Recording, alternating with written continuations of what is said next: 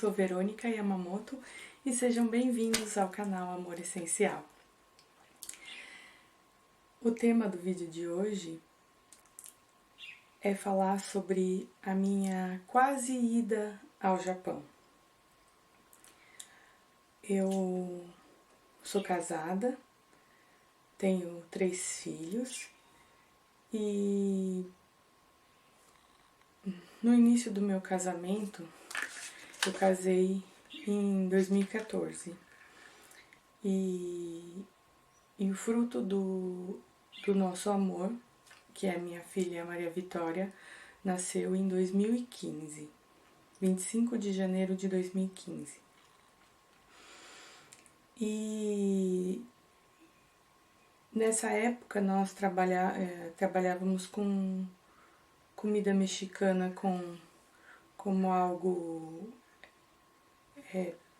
para aumentar nosso rendimento aos finais de semana, e eu tinha meu trabalho fixo, meu marido também, e como uma forma de complementação de renda.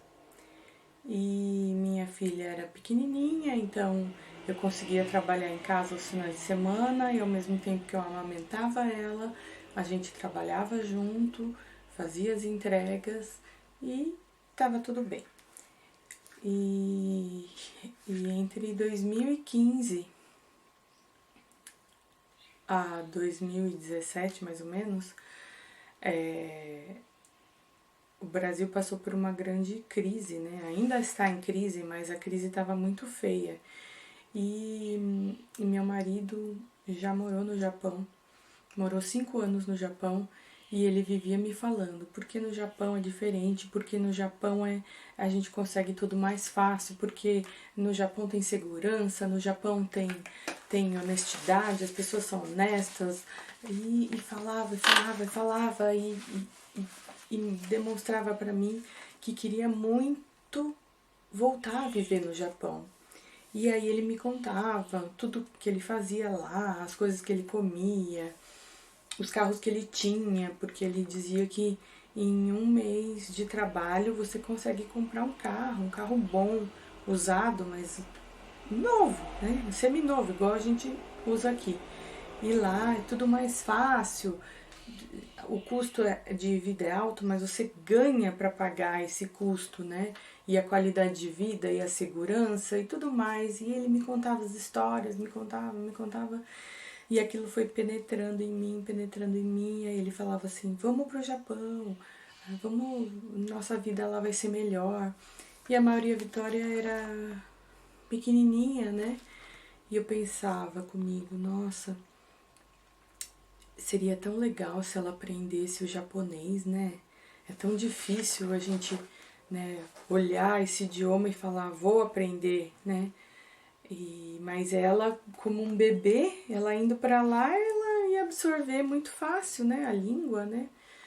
E aí eu comecei a planejar aquilo tudo na minha mente e comecei a desejar aquela vida para mim. E aí a gente foi fazendo tudo o que precisava, passaporte, documentação para visto, e ajeitando a vida por aqui, porque eu tenho um cargo público e eu teria que pedir um afastamento para poder viver essa vida no Japão, experimentar, ver se realmente ia ser bom pra gente ou não. E aí, se não fosse, eu teria a possibilidade de voltar e retomar o meu cargo.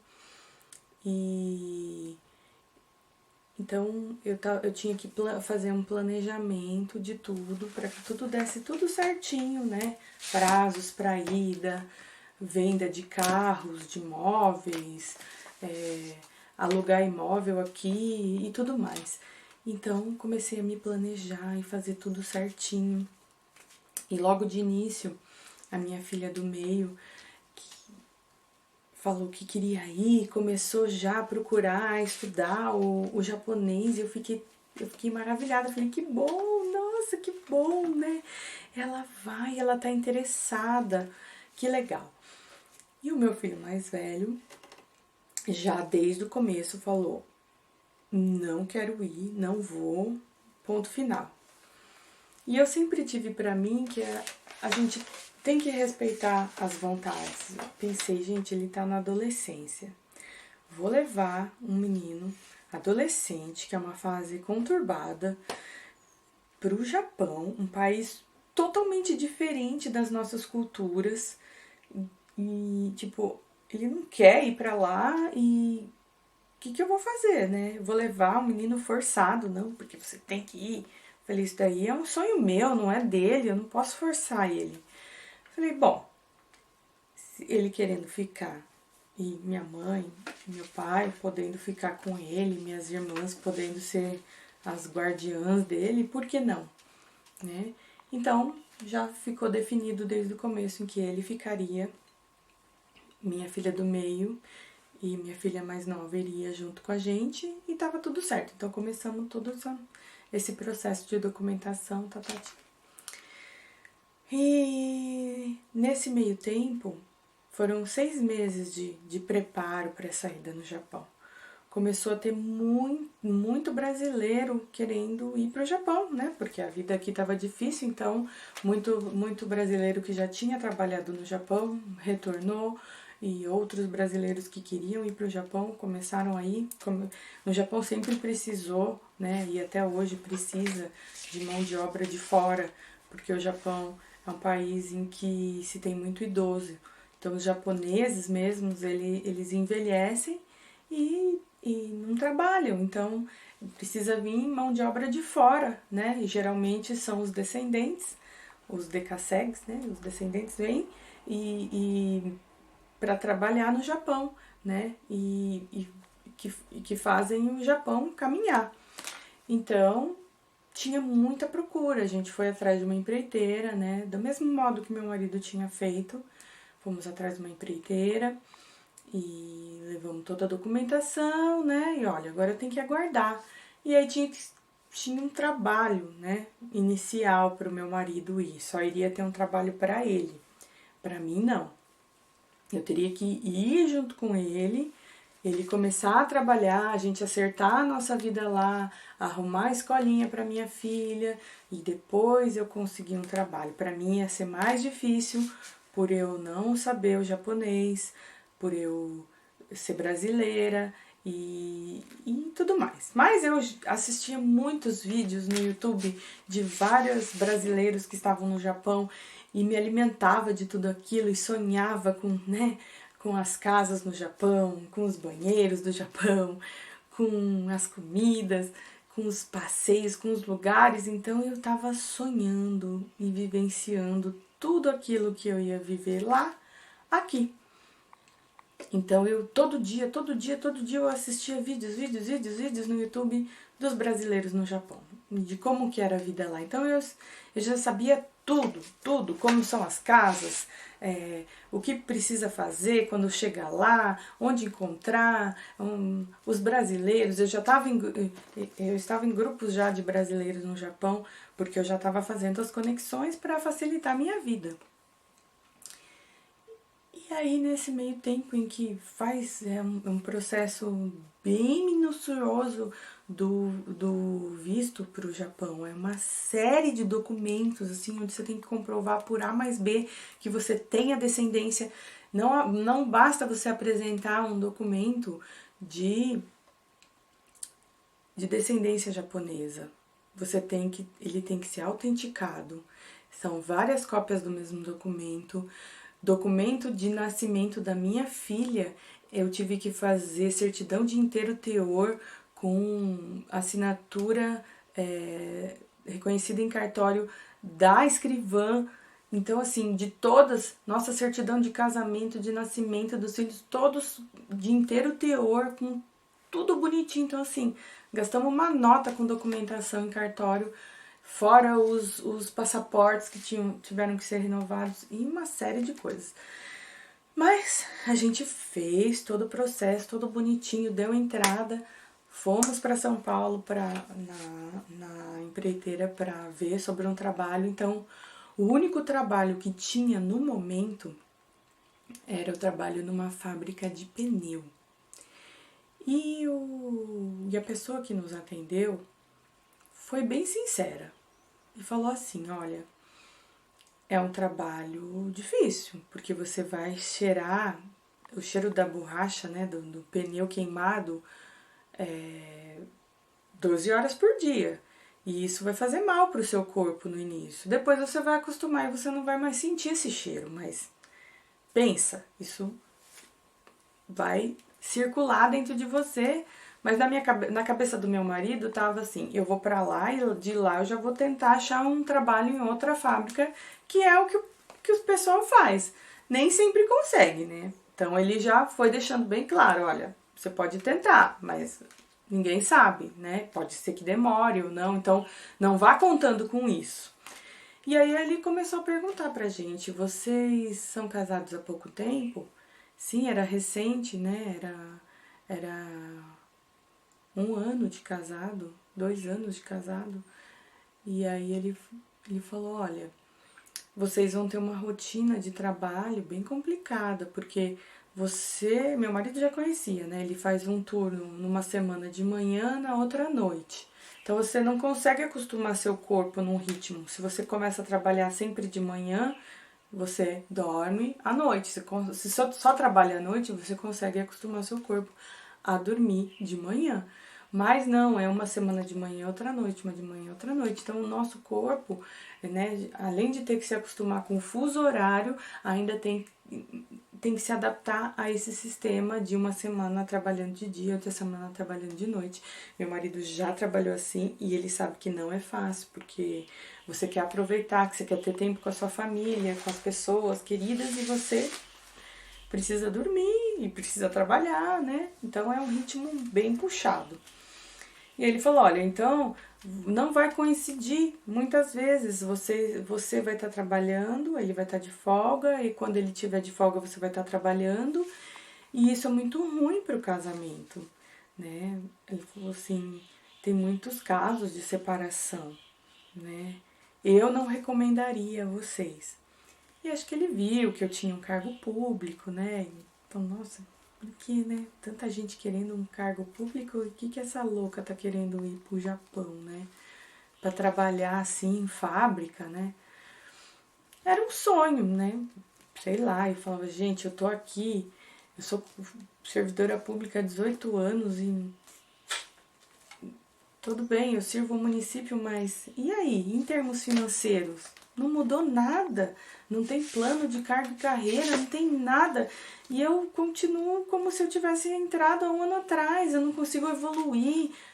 Troco de secretaria, troco de trabalho porque eu enjoo, eu quero aprender coisas novas, mas em termos de profissional, eu vou ser sempre um agente administrativo. E eu quero mais, eu posso mais, né? Então, ele recomendou bem a gente, mas sabe, quando a gente tem um sonho, alguma coisa, parece que a gente venda nossos olhos e não consegue enxergar além. E eu, apesar de achar esse trabalho dele bem, de eu não gostar daquilo, né? Eu falava: olha, Fer, mas esse trabalho, ele falava: não, isso daí a gente muda, isso daí eu já sei, a gente muda. A vontade era tanta de ir, tanta, né? E aí, tudo bem, a gente tinha que esperar esse visto sair, esse visto não saía, esse visto não saía, não saía, não dava entrada, não conseguia dar entrada no visto. Falava: gente, mas por que é tão difícil para dar entrada nesse visto? Sempre faltava um documento e aí a gente fazia tudo certinho, mandava o documento. Nada, e nada, e nada. Eu falava: gente, mas não é possível um negócio desse. Eu já tava, minha alma já tava no Japão, só tava meu corpo aqui só esperando o danado do visto pra gente embarcar e ir embora. 6 meses minha vida paralisada, pensando na ida pro Japão. E aí, minha filha resolveu que ela não queria mais ir. Só que ela tinha medo de me falar, de me chatear, de me magoar, de me aborrecer, não sabia qual ia ser minha reação. E ela desenvolveu intolerância à lactose. E aí, além de eu estar esperando o visto, eu tinha que correr com aquela menina pra cá e pra lá, e vai no hospital e não tinha diagnóstico, quase operou do apêndice, não era apêndice, um monte de médico analisando os exames dela e não chegavam a nenhuma conclusão. E eu falava, meu Deus, o que que tá acontecendo? Essa menina foi internada para ser operada, cancelou. Eu falei, gente, mas... E aí minha filha, muito sábia, falou assim, mãe, você não tá entendendo os sinais? Eu falei, meu Deus, mas que sinais? Eu não tô entendendo nada. Ela falou, mãe, olha os sinais, não é para você ir. Né? Ela já tinha me contado, e aí a gente acabou descobrindo que era intolerância à lactose, fez exames, e aí começou a evitar o leite, né? E tudo bem. E aí eu falei, nossa, meu Deus, o que que tá acontecendo? Eu não tô entendendo. Eu fiz tudo certinho, eu quero uma mudança na minha vida, eu quero trabalhar, eu quero conhecer o Japão, eu quero que meus filhos vá, mas como que eu vou deixar 2 adolescentes aqui no Brasil? Meus pais, eles não têm que ter essa responsabilidade. E aí a gente fez uma reunião em família, onde todo mundo colocou os prós e os contras da responsabilidade de deixar os meus filhos aqui. E eu falei, puxa vida, isso não vai dar certo. Não vai dar certo. Eu não posso deixar a minha responsabilidade na mão dos meus pais. A responsabilidade que eles tinham de me criar, de criar minhas irmãs, eles já fizeram. Eu não posso dar mais uma responsabilidade para eles. Não, tá errado isso. E aí, eu comprei 2 velas de 7 dias, da desatadora dos nós e mais uma outra que eu não me lembro agora. Deve ser da Nossa Senhora das Graças. E eu acendi a vela, terminou uma vela e eu pedi, Senhor, me mostra o caminho. Se tiver que ir, que o negócio flua, que saia esse visto, que as portas se abram, que a gente vá. Mas se não for, me mostra. Me mostra, Senhor. E eu acendi, queimou 7 dias a primeira vela e na sequência eu acendi a outra, porque eu falei, eu não tô vendo sinal nenhum, não tô entendendo nada. Por favor, ilumina a minha mente, clareia minhas ideias, porque eu não tô vendo sinal nenhum. Eu vejo que minha filha não tá bem, eu vejo que talvez não seja legal eu ir, mas o desejo no meu coração tá muito forte. O que eu faço com isso? E aí,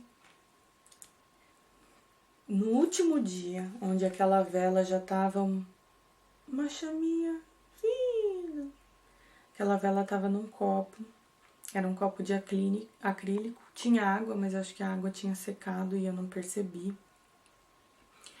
E esse copo com essa vela estava em cima de uma mesinha de madeira, daquelas dobráveis, encostada numa parede, e eu coloquei as 2 santas. A Nossa Senhora de Guadalupe, que foi a santa que entrou no meu casamento, que foi abençoada, de um lado, e do outro lado, a Nossa Senhora Aparecida, que foi a santa que minha cunhada me deu. E eu coloquei as santas lá, em cima tinha o quadro, um quadro muito bonito da minha filha, quando ela fazia balé, quando ela era pequena e fazia balé. E ali eu acendi a vela e tava aquela chaminha de nada. Eu falei, isso daí vai apagar sozinho, igual apagou a outra. Isso não tem mais perigo. Fechei toda a casa, só deixei a janela do banheiro aberta e a gente veio embora. E naquele dia a gente tava fazendo tortilha, porque a gente ia ter um evento. Eu não sei o que a gente ia fazer. A gente ia fazer kit mexicano, eu não lembro. Eu sei que era um domingo e a gente tava aqui nessa casa fazendo as tortilhas aqui na cozinha e eu e meu marido cantando e dançando, feliz da vida. De repente minha irmã aparece correndo e fala, Verônica, tá acontecendo alguma coisa no seu apartamento. A Josi, sua amiga, sua vizinha, tá tentando te avisar.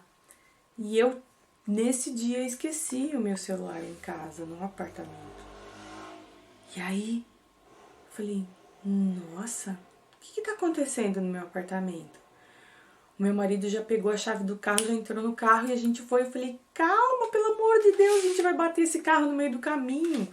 Não vai ser nada no apartamento, vai ser um acidente de carro, vai devagar. E ele foi voando e a gente chegou na frente do apartamento, eu olhei e eu vi as janelas do meu apartamento aberto. Falei, ufa, tá tudo bem. Mas ao mesmo tempo que eu falei, tá tudo bem, eu falei, nossa, o que aconteceu? E eu entrei. Eu entrei naquele apartamento e vi um cenário que para mim foi devastador. As paredes estavam todas chamuscadas. Aquela vela, aquela chaminha bem pequenininha, ela pegou fogo no copo. Do copo, aquela chama que pegou no copo, acho que foi na verdade no plástico da vela. O plástico da vela fez uma chama alta e acabou atingindo as santas, que as santas eram de resina. E a resina tem um cheiro muito forte. E só que todas as janelas do meu apartamento estavam trancadas. A única que estava aberta era a do banheiro, que é na lateral, uma janelinha bem pequenininha, basculante assim. E como a única saída de ar era aquela janela, a fumaça tomou conta do apartamento e, por consequência, das escadas do prédio. E era domingo, horário de almoço, todo mundo vai almoçar na casa da mãe, na casa da sogra, pouca gente fica lá. E por sorte não, né? Por Deus, por Maria, aquele cheiro daquela resina das santas empesteou o ambiente e rapidamente tentaram entrar em contato comigo, não conseguiram, né? O celular estava no apartamento e, ninguém resolveram, né? Sabiamente que não dava para esperar, né? O prédio todo corria um risco de ser incendiado, né? Se não tomassem uma providência. Então, um dos meus vizinhos arrombou a porta e já pegou os extintores e já jogaram ali naquela mesa. Graças a Deus, o fogo ficou ali nas santas, né? Tava começando a atingir o quadro da bailarina e aí eles acabaram com o fogo, abriram todas as janelas para sair aquela fumaça preta, né? E era o que tinha acontecido. Salvaram o dia, né? Graças a Deus. Mas aí eu cheguei e vi aquele cenário devastador.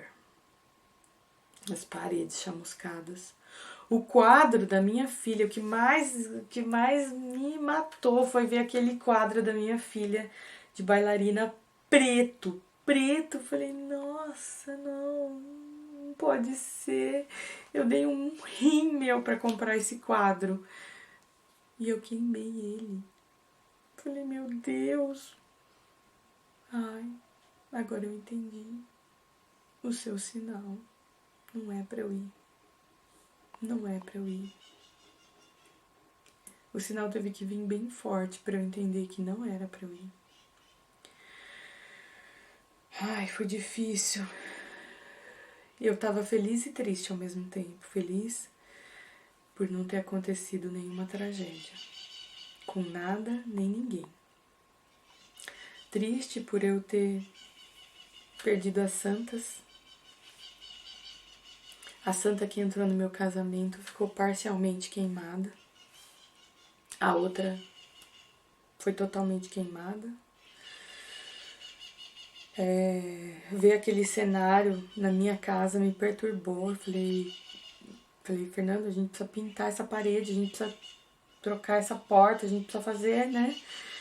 E aí a gente trocou a porta, pintou a parede, o quadro. Eu só tive que tirar aquele borrão preto, né?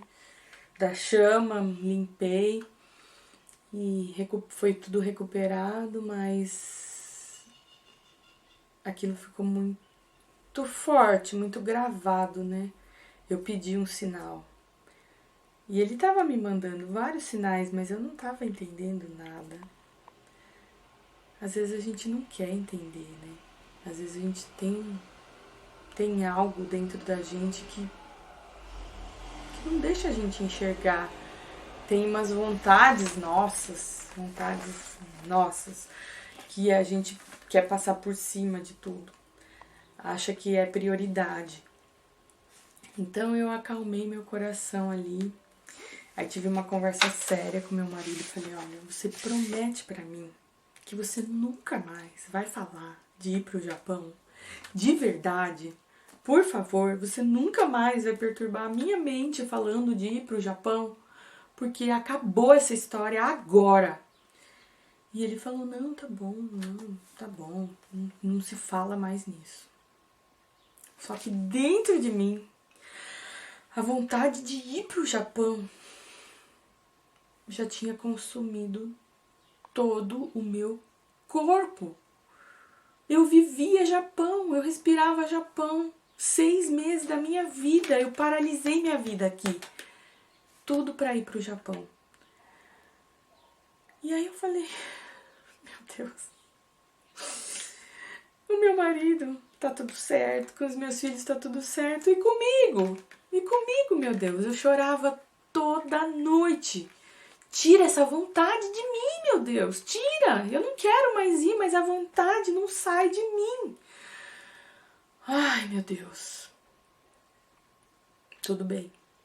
Ficou pior ainda quando a gente quando a gente decidiu que não ia mais, a gente mandou um e-mail para a empreiteira e disse: olha, não deu certo até agora dar entrada no visto do Japão, não tem problema.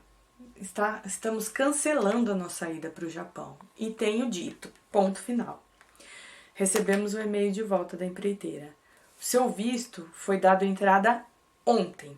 Não tem mais a possibilidade de tirar.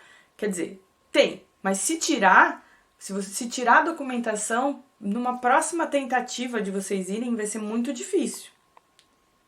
Aí eu falei, e agora? Vamos tirar ou vamos deixar?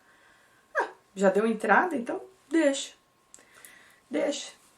Era 45 dias mais ou menos para sair o visto. E aí, passado 45 dias, veio o outro e-mail dizendo que o visto tinha saído. E que se a gente quisesse ir para o Japão, tava tudo certo. Tinha 3 meses para estar indo.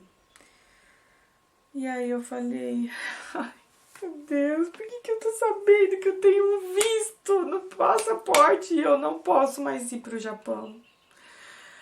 Ai, aquilo me consumia. Eu falei, não, eu tenho que fazer alguma coisa, eu não posso ficar sofrendo. Já não tá decidido que a gente não vai mais? Já não conversei com meu marido, ele já não aceitou? Já. Meus filhos estão felizes que a gente vai ficar? Tá tudo certo. E agora? Agora é comigo. Eu preciso resolver essa situação de uma vez por todas. E aí eu respirei fundo e falei pra mim mesma, eu preciso decidir dentro de mim isso daí. É comigo, não é com ninguém, é comigo.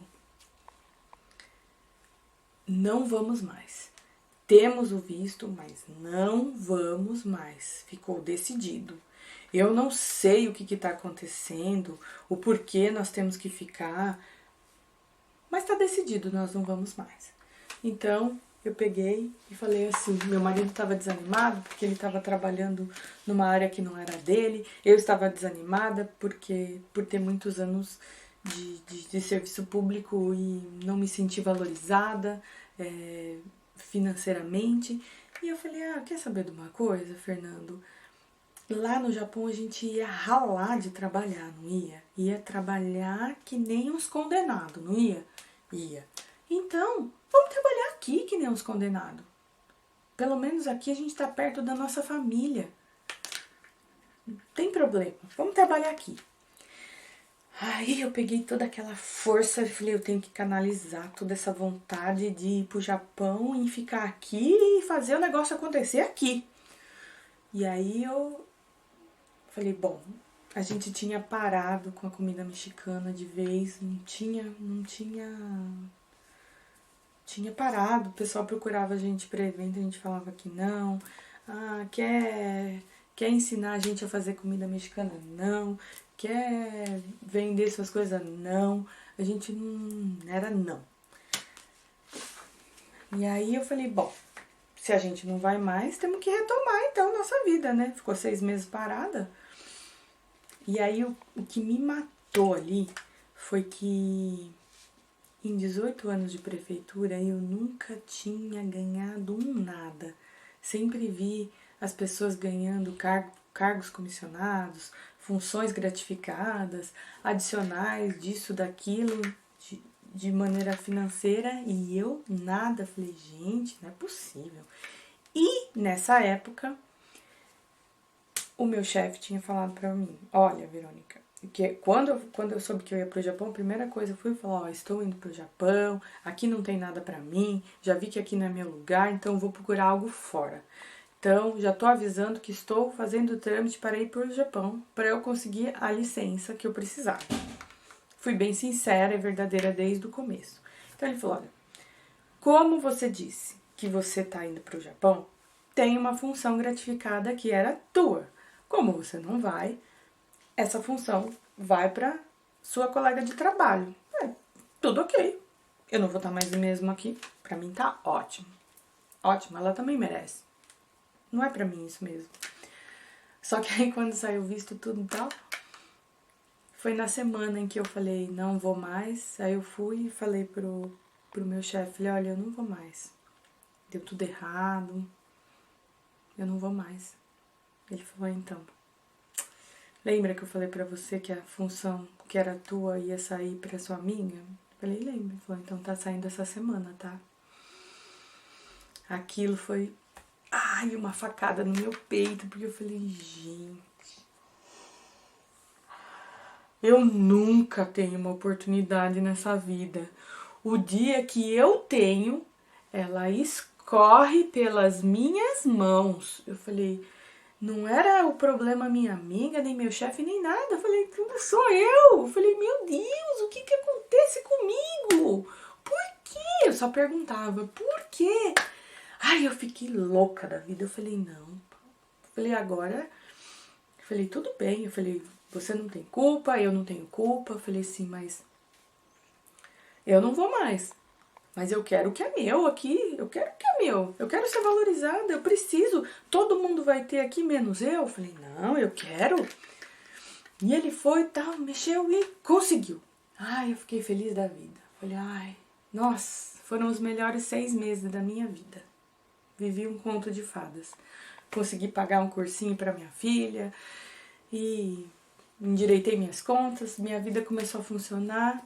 Pouca coisa a mais no meu salário e eu, obrigada, Senhor. As coisas, eu falei, agora sim as coisas estão começando a dar certo. Fui lá, falei, ah, é? Você quer trabalhar com comida, não é? É com comida que você quer trabalhar? Então você vai procurar um trabalho num restaurante. Vai lá, vai lá. Você não ia se matar de trabalhar? Trabalha durante o dia e trabalha à noite no restaurante. Meu marido foi e começou a trabalhar. Que nem um condenado, coitado. Não tinha nem... Ele tinha uma folga na semana. E domingo acho que era uma vez ou 2 vezes no mês, sei lá. Isso aqui era muito pouco, isso aqui a gente quase nem se via. Ele chegava muito tarde e final de semana, quando a gente tava reunido em família, ele nunca podia porque ele tinha que trabalhar. Trabalhou. Chegava tarde, saía cedo, trabalhava 2 períodos e financeiramente a coisa começou a melhorar pra gente. Lógico, trabalhando, eu me lembro. Voltamos a fazer os eventos mexicanos. Ah, minto, antes disso, eu peguei e falei, ah, é com comida, né? Você quer ter seu próprio restaurante? Ah, então tá bom, deixa comigo. Peguei e escrevi pro Luciano Huck. Contei toda a minha história. Na mesma semana ou uma semana depois, eles entraram em contato com a gente. e queriam conhecer a nossa casa, conhecer a nossa história, comer da nossa comida. E aí a gente preparou tudo, serviu eles, comeram, entrevistaram. Ah, vai ser para uma entrevista, não sei para quê. Falei, história mal contada. Aí a gente já sabe mais ou menos como funciona, né? Que faz meio que uma pegadinha para voltar. E entraram em contato de novo e assim, rápido, né? Eu falei, Fernando, a gente vai ganhar. A gente vai ganhar alguma coisa, não sei o que, mas a gente vai ganhar, porque eles estão voltando, se eles estão voltando. Aí vem um dia a van deles ficou meio escondida. Eu falei, nossa, o Luciano Huck tá aqui. O Luciano Huck tá aqui, daqui a pouco ele vai entrar. Eu só ficava esperando a pegadinha, né? A hora que ele ia chegar. A hora que ele ia chegar.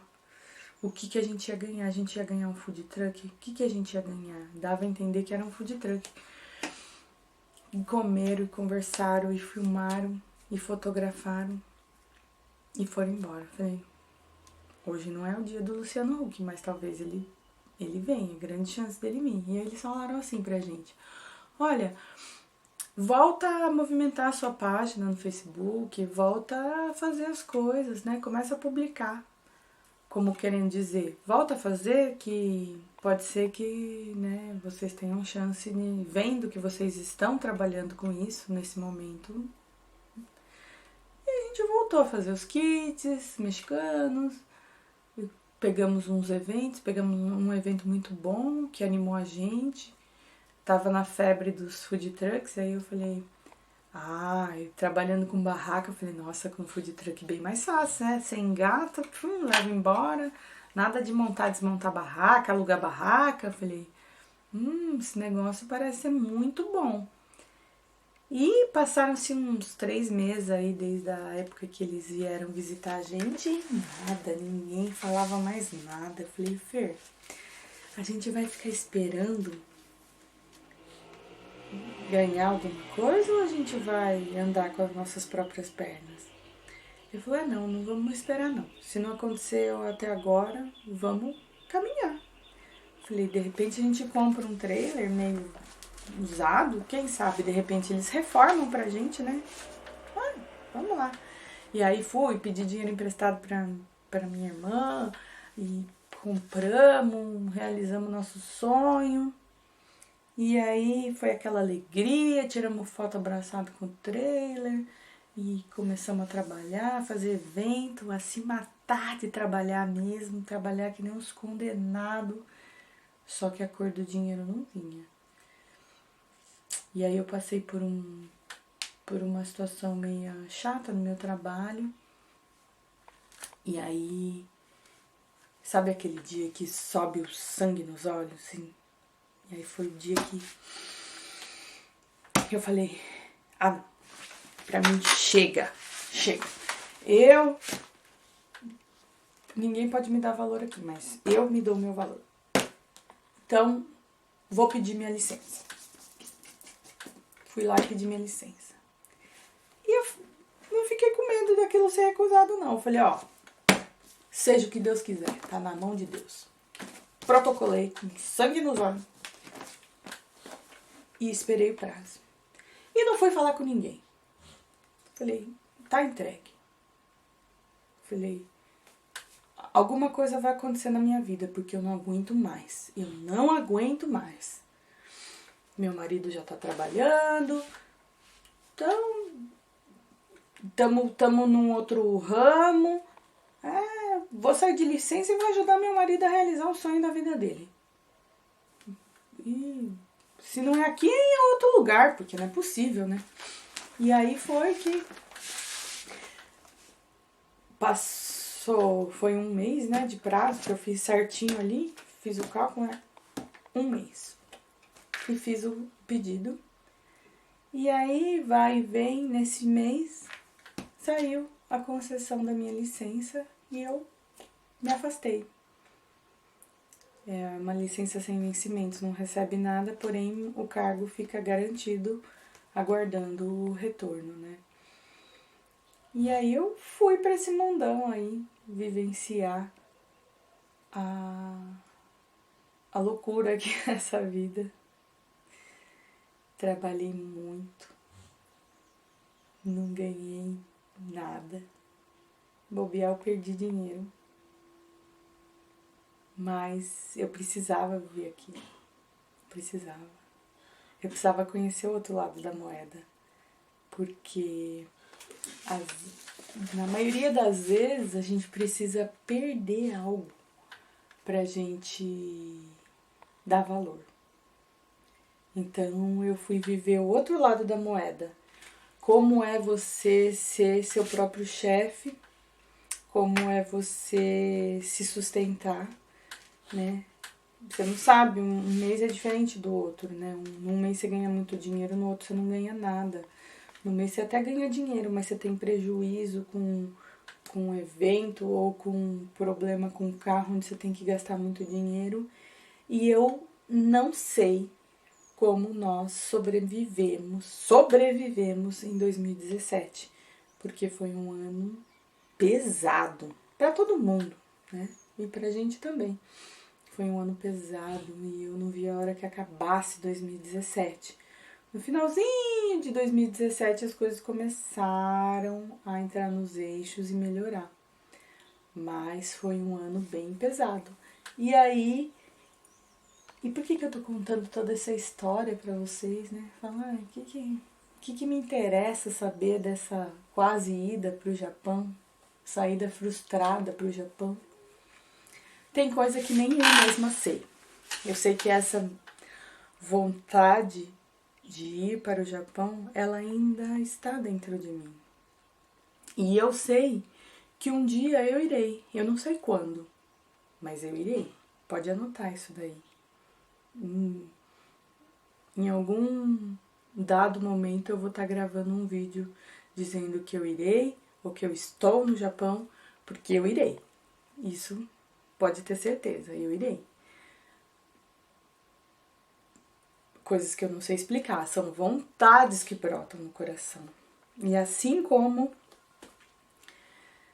essas vontades brotam no nosso coração e muitas vezes a gente não tem explicação, do nada, eu estava há 2 anos e meio afastada das minhas atividades, e aí todo mundo me perguntava, e aí, vai voltar? Eu falava, eu acho que não, acho que nunca mais na minha vida. Eu tinha um prazo que eu podia ficar afastada, então eu renovei esse prazo, fiquei 2 anos, renovei por mais um. E aí você volta? Não volto. Provavelmente, eu falei, provavelmente acho que eu vou ter que pedir minha exoneração. Eu ainda tenho um prazo ainda pra pedir licença, pra prorrogação, mas eu não sei se eu vou prorrogar, acho que eu vou exonerar mesmo, né? Já recebo um dinheirinho que eu tô precisando, né? A gente sempre precisa, né? Acho que eu vou fazer isso. Aí falei pro meu marido, o que você acha? Eu exonero ou continuo de licença? Não, continua de licença. Quando terminar o prazo, aí você, se for necessário, você exonera. Tá bom. Porque eu falava, porque a gente precisa fazer tal e tal coisa, se eu exonerar, é um dinheirinho que entra, né? Pouca coisa, mas já dá, né? Não, espera. E essa vida maluca. Tô eu no trabalho, porque aí a gente trabalhou com trailer, vendeu o trailer. Não, antes de vender o trailer, a gente abriu um ponto fixo, né, que tem até hoje. Esse ponto fixo, e aí a gente vendeu o trailer, a gente pensava em conciliar os dois, mas como a gente só trabalha em família, a gente viu que não ia dar certo e eu precisava pagar pra minha amiga que tinha emprestado o dinheiro, então eu falei, bom, eu não consegui honrar com o compromisso de pagar ela durante a compra certinho, paguei certo durante um período, agora eu preciso pagar ela. Então vendi, pelo preço que eu vendi aqui, entreguei ali, eu falei, graças a Deus, menos uma dívida. E falei, vida que segue. Aí me despedi do trailer, falei, fui muito feliz com você, apesar de ter sofrido muito com você. Mas vai com Deus e outra fase, outra vida. E hoje eu falo, nossa, Nunca mais na minha vida eu quero um food truck. E até hoje me chamam pra fazer de food truck e falo, não tenho mais, não quero. Faço evento, mas não com food truck. Bom, e aí eu tô lá no meu trabalho, feliz da vida.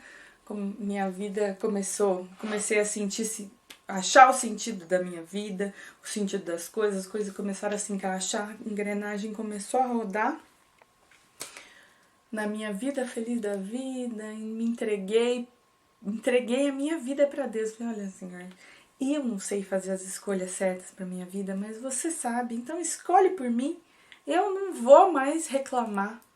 O que o Senhor determinar na minha vida é o que vai ser. E eu vou dizer amém. Chega, eu não sei escolher. Não sei e não quero mais escolher. Escolha por mim, né?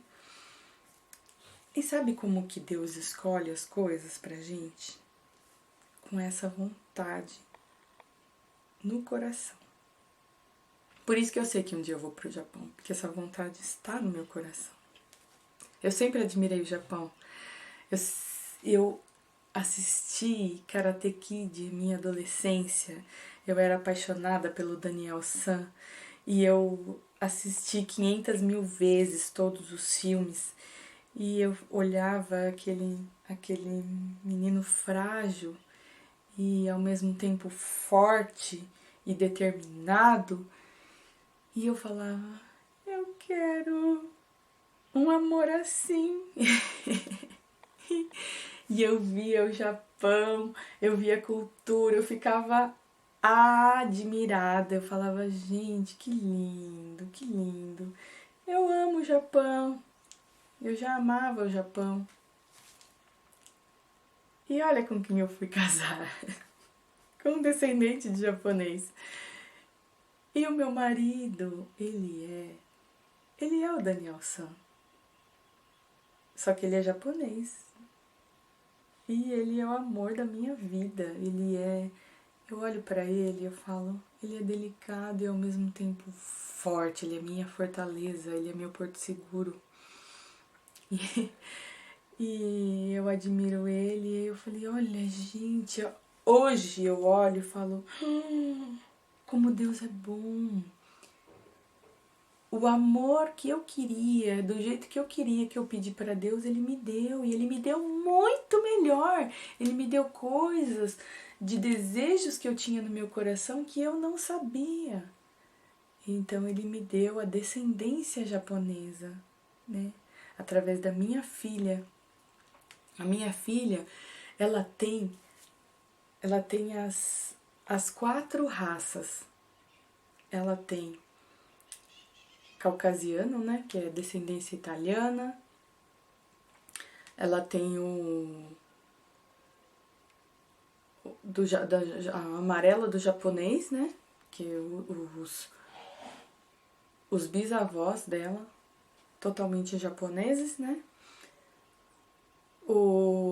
Ela tem a descendência de índio, né, porque a minha bisavó era a índia asteca, e de negro, porque o preto, negro, pra mim é negro, mas se ofende é preto, a cor preta, né? O bisavô dela também tinha descendência africana. Então a minha filha é a brasileira nata, ela é a misturinha de todas as raças. Ela tem o caucasiano, tem o amarelo, tem o vermelho e tem o preto. Ela tem todas as raças nela, né? Eu fico maravilhada quando eu vejo, eu falo, gente, por isso que fala que Deus é brasileiro, né? Porque é a união de todas as raças, né? Brasileiro é a misturinha. E ela é a pura brasileira. Veio na mistura. E aí, bom, tô falando dela, tô falando do amor da minha vida. Porque, na verdade, tudo isso se resume no amor. Então, quando eu ia para o Japão, eu tinha o sonho de abrir o meu canal para falar sobre o Japão, sobre as coisas do Japão, como que era uma vida no Japão. Era isso que eu ia fazer no Japão. E então eu tinha o desejo no meu coração de abrir um canal. Mas no fundo, não era do Japão que eu queria falar. Eu queria falar sobre o amor. Por isso que o meu canal se chama Amor Essencial. Esse nome também brotou dentro do meu coração. E esse amor essencial, e sabe a quem ele se refere? A Cristo nosso Senhor, que é Filho de Deus, Filho de Maria. É tanto e é tão simples que Deus é amor. E amor é essencial. E isso é que faz tudo funcionar. Eu falei tudo isso, contei toda essa história para falar para vocês que Deus fala com a gente colocando vontades no nosso coração. E assim como a Amanda Dreyer me ensinou, que tudo que você sonhar, você tem o dever de realizar, porque são sonhos de Deus. E os sonhos de Deus, você que realiza, porque você é feito à imagem e semelhança de Deus. E você é os braços e as pernas de Deus aqui na Terra. Então, Deus realiza obras aqui na Terra através das pessoas. Então, entenda que para tudo funcionar nessa vida, você precisa entregar sua vida a Deus, abrir teu coração, dar livre acesso a Deus, se entrega. E aí, tudo vem até você, tudo que você precisa vem até você. Então, eu estava no meu restaurante, num pequeno delivery que a gente tem, trabalhando feliz da vida, e eis que eu recebo visitas ilustres de amigos queridos, que eu já trabalhei com eles, e ali eu vendo eles ali, eu falei, gente, que vontade de voltar, porque eu entendi naquele momento que eu sou servidora pública. Eu não estou servidora pública, eu sou servidora pública. E mais, além de ser servidora pública, eu sou uma serva de Deus. E agora sim, eu coloquei o pingo no i. E eu voltei ao meu cargo para servir ao povo de Deus. Entendeu? Não é tão bonito isso? Isso tudo se resume no amor de Deus, que é essencial e que preenche a nossa vida, que nos traz alegria, porque Deus é amor e Deus é alegria. Amor é alegria, é felicidade, é paz, é tranquilidade, é luz. E tudo isso que não se encaixa nisso, não é de Deus. Então, se você tem alguma dúvida no seu coração, veja suas vontades, entregue sua vida a Deus e compare. O que não é de Deus, não é de Deus. Então, siga só o que é de Deus. Porque o amor, ele é essencial. Se inscreva no nosso canal e acompanhe os nossos vídeos. Muito obrigada por terminar mais um vídeo.